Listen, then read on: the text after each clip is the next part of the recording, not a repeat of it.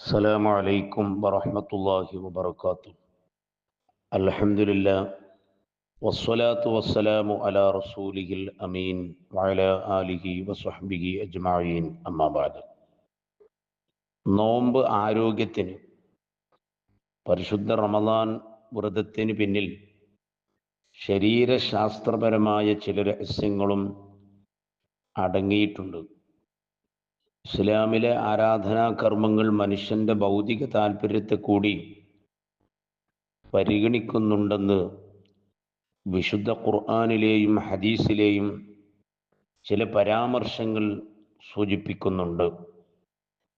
നോമ്പിനെക്കുറിച്ച് അവതീർണമായ സൂറത്തുൽ ബഖറയിലെ 184 സൂക്തത്തിൻ്റെ അവസാനത്തിൽ അള്ളാഹു പറയുന്നുണ്ട്, വഅൻ തസൂമു ഖൈറുൽ ലക്കും ഇൻ കുൻതും തഅലമൂൻ. നോമ്പനുഷ്ഠാനം നിങ്ങൾക്ക് ഗുണദായകമാണെന്ന് കണ്ടെത്തണമെന്ന് ഈ വചനത്തിൻ്റെ താല്പര്യം നമ്മെ പഠിപ്പിക്കുന്നുണ്ട്.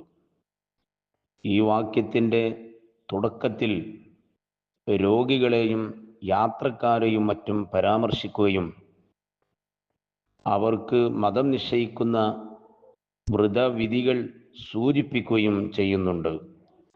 ഇതനുസരിച്ച് നിങ്ങൾക്ക് വ്രതം ഗുണപ്രദമാണെന്ന് പറഞ്ഞത് ഇവരെയെല്ലാം ലക്ഷ്യമാക്കിയാണെന്ന് ഇമാം റാസി റഹ്മത്തുള്ളാഹി അലൈഹി തങ്ങൾ പറഞ്ഞിട്ടുണ്ട്. രോഗികൾക്ക് പോലും നോമ്പാചരണം ഗുണപ്രദമാണെങ്കിൽ ആരോഗ്യവാന് അത് ഏറെ ഉപകാരപ്രദമാണ് എന്ന് തന്നെയാണ് ഈ ഹദീസ് കൊണ്ട്, ഈ ആയത്ത് കൊണ്ട് മഹാന്മാര് വിശദീകരിച്ചത് എന്ന് നമുക്ക് കാണാൻ സാധിക്കുന്നുണ്ട്.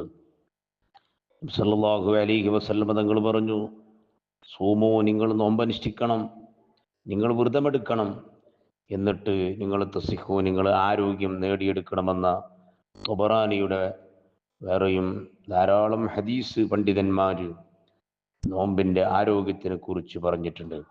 വ്രതമെടുത്താൽ ആരോഗ്യം നേടാമെന്ന് ഈ പറഞ്ഞ വചനങ്ങളൊക്കെ വ്യക്തമാക്കുന്നുണ്ട്.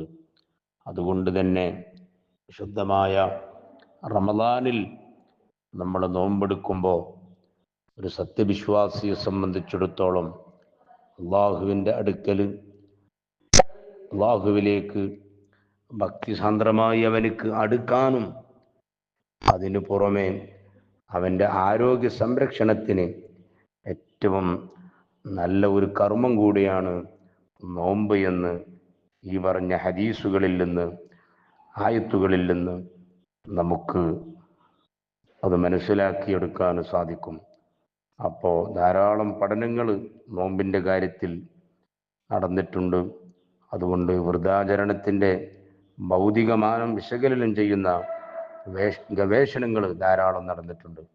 അവരൊക്കെ പറയുന്നത് ശുദ്ധ റമദാനിലുള്ള നോമ്പ് പ്രത്യേകിച്ച് നമ്മുടെ പാരത്രികവും അതേപോലെ ഭൗതികവുമായ എല്ലാ കാര്യങ്ങൾക്കും വലിയ നേട്ടം നൽകുന്നുണ്ട്.